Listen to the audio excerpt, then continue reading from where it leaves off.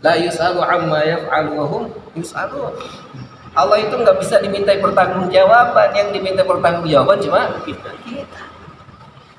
Nah, maka ketika Nabi Adam dikasih cobaan oleh Allah untuk melakukan dosa, ya mau nggak mau Nabi Adam mau gimana? Emang Allah yang suruh kok. Dan itu bukan kesalahan, jangan lupa bahwa Nabi Adam itu tetap Nabi itu maksum, terbebas dari dosa. Ya, jadi artinya kesalahan yang nah ini pelajaran yang gak kalah pentingnya juga, bahwa kesalahan yang dilakukan oleh para nabi itu bukan semata-mata untuk menunjukkan dosa, bukan. Tapi kesalahan yang kesalahan yang dilakukan nabi itu merupakan ajaran buat kita bagaimana agar cara kita kembali. Ya, makanya nanti akhirnya ada istilah dalam kelompok sufi, mereka punya istilah dan bahkan ini masyhur, ya, bahwa kebaikan yang dilakukan oleh kita orang biasa itu bisa jadi keburukan bagi orang-orang yang ulama. Kalau kata kita biasa, tapi kata orang sana nggak boleh. Gitu ya. Oke. Banyak contohnya itu, jelas itu. Ya. Kita misalnya ya contoh yang gampang lah, ya. Kita orang-orang biasa aja kesana keluar pakai celana pendek, gak ada masalah kan. Tapi kalau udah ustadz yang keluar pakai celana pendek, di situ gimana itu? Sorot. itu ya sebetulnya nggak ada masalah, cuman kan gimana? Gitu. Nah itu yang dimaksud dengan apa yang menurut orang biasa baik, tapi belum tentu menurut orang soleh itu baik. Nah akhirnya tadi contoh Nabi Adam ini ketika melakukan dosa, yang menurut kita, aduh, dosanya apa kan? Bukan dosa itu, bukan. Tapi memberikan contoh ke kita. Ya. Nah, ini pelajaran berharga tuh.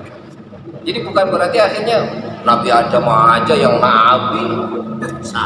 Salahnya belum lama diajarin sama Allah udah langsung salah, bukan itu, bukan. Ya.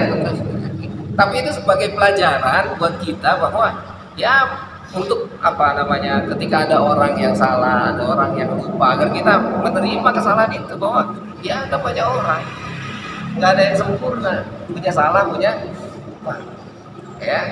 Nah, sehingga akhirnya kita harus memaafkan, ya, dan kita harus yakin bahwa ternyata kesalahan yang dia lakukan pun sebetulnya bukan keinginan dia lah, enggak.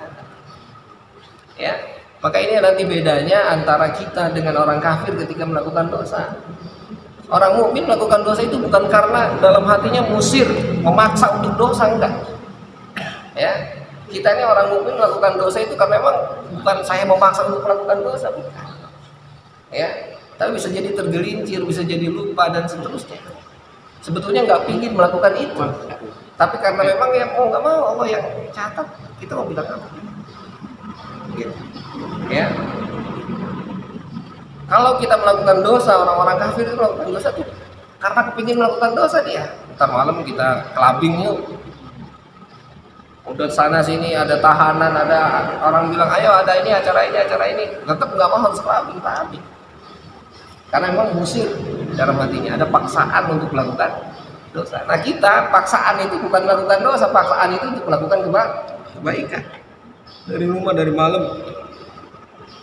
Bahkan dari sekarang, ntar malam tahajud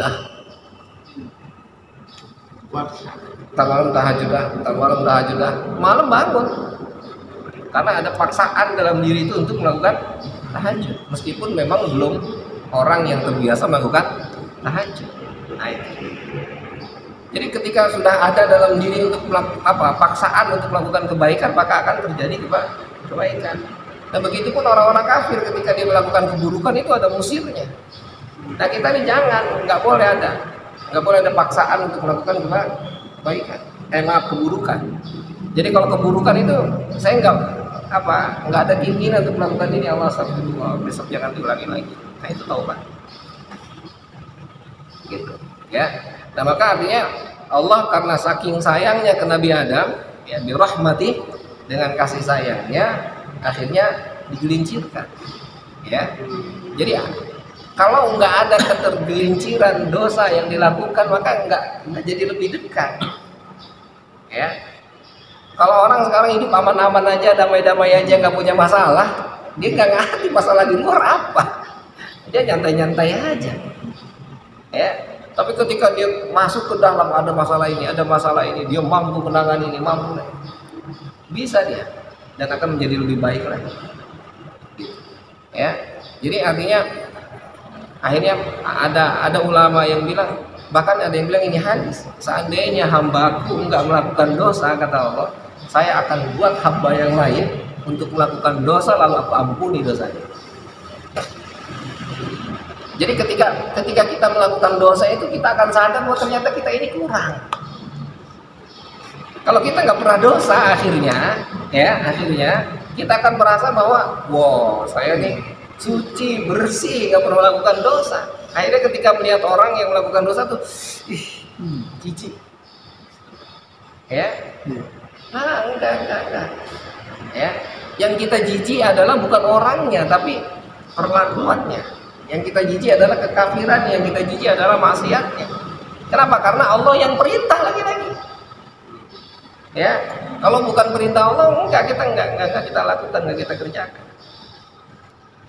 Ya, jadi artinya perlakuan tadi itu dalam kehidupan kita sehari-hari akhirnya bahwa orang itu pasti melakukan dosa. Sehingga akhir tadi saya bilang kebaikan antara yang dilakukan oleh orang biasa dengan oleh para alim ulama beda. Kalau kita nggak ingat Allah dalam sehari biasa aja. Bahkan dalam sholat kita kagak ingat Allah biasa aja. Kitanya udah sholat, udahlah sholat masa ditinggalin, orang wajib kata kita. Tapi nanti mereka orang-orang saleh, orang-orang alim itu bilang, kata Ibnu Athaillah, saya 1 detik nggak ingat Allah kafir rasanya saya. Ya, 1 detik itu. Nah kita 1 hari 24 jam. Zikir aja ingatnya kemana itu zikir? Ya, ingatnya 1 detik gitu. Lah iyalah, kita mah ingatnya 1 detik. Gitu. Kita zikir subhanallah, palanya udah mikir, waduh, ntar gimana itu? Lah iya kan? Belum lagi udah nggak ingat apa-apa, malah pulas pisan. Tahu tasbihnya jatuh kan? Orang ini mah yang pikirin akhirat dosa gitu. Lah iyalah. Sehingga akhirnya, lah iya karena tadi saya bilang akhirnya sesuatu yang menurut kita baik, menurut mereka kata kita biasa aja, memang nggak apa-apa, biasa aja. Makanya dalam fikih itu nggak pernah ketemu yang namanya syarat atau rukun sholat itu khusyuk, nggak ada. Cari kita apapun, nggak ada syarat sholat itu rukun sholat harus khusyuk, nggak bisa. Lah iyalah batal semua sholat kita. Pada saat sholat. Lah iya. Lah baru Allah Akbar masih bisa lah, alhamdulillah Allahu Akbar itu kita sholat. Saya niat sholat maghrib 3 rakaat masih bisa. Pas udah brek bar udah. Ingat kunci baru ini. Ingat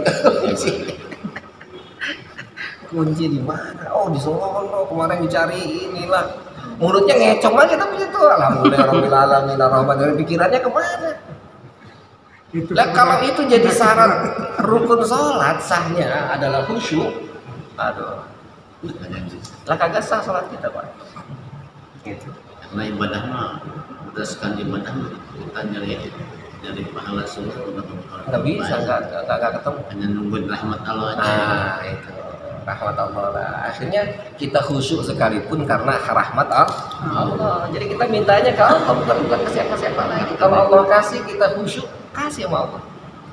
Ya. Jadi meskipun ada caranya diajarin orang kalau mau khusyuk, Allahnya harus tarik dikit. Mau bagaimana? Allah Akbar sampai 3 kali. Balik lagi. Jadi silakan terserah metode gitu. Tapi yang jelas yang kasihnya adalah Allah. Maka yang terbaik adalah minta khusyuk tetap ke Allah. Udah begitu aja kuncinya, udah itu. Itu nggak ada lagi. Ya. Oke, jadi kembali bahwa tetap sistem itu Allah buat. Ya, kita harus mengikuti sistem itu dalam rangka menjalankan tugas dan kita Allah. Ya, kalau Allah berkehendak terjadi, kalau Allah nggak berkehendak nggak jadi. Jadi tetap kita harus jalani sistem itu. Jangan juga kita mencak-mencak, nggak bisa ini. Kalau Allah nggak berkehendak nggak jadi. Seolah-olah kita menentang sebab musabab, nggak bisa. Tetap sebab musabab kita jalani, tapi dalam rangka menjalani ini yang Allah perintahkan. Makanya hebat ketika Umar Umar bin Khattab itu ada orang mencuri, kata orang ketika mencuri dia bilang, saya ini sudah ditakdirkan sama Allah mencuri, Sayyidina Umar. Gitu. Sayyidina Umar nggak kalah lah, kata Sayyidina Umar, oke, terima kasih, memang itu yang Allah bilang, memang itu yang Allah kehendaki. Dan alhamdulillah Allah takdirkan saya untuk potong tangan Anda. Kan sama, takdir ketemu takdir, mau bilang apa? Ya, akhirnya kan dia konsekuensinya bahwa ternyata apa yang saya kerjakan, apa yang saya lakukan ketika melanggar, maka saya akan menerima konsekuensinya, hukumannya. Memang juga. Lah dia ngaku saya takdir, ini pun maksud dia bilang takdir maksudnya biar terbebas dari hukuman kan? Kata si Umar bilang enggak. Takdir Allah, saya potong tangan saya mau bilang apa gitu. Gitu. Nah iya, kita jangan artinya nggak kalah, saya memang semua nggak ada yang keluar dari takdir Allah, tapi jangan jadikan takdir itu sebagai alasan untuk kita akhirnya malas-malasan, untuk kita akhirnya nauzubillah min dzalik jauh dari Allah. Ya, maka akan ada konsekuensi yang akan kita terima. Ya, cukup ya, takifuna walhamdulillah wallahu a'lam bishawab.